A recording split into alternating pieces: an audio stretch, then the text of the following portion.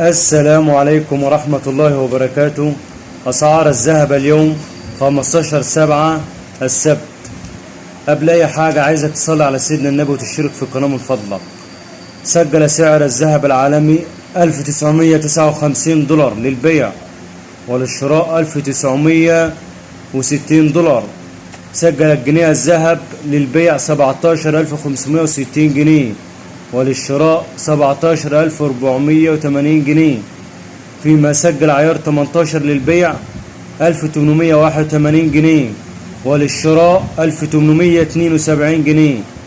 فيما سجل عيار 24 2508، وللبيع وللشراء 2497 جنيه. فيما سجل عيار 21 للبيع 2195 جنيه، وللشراء 2185 جنيه.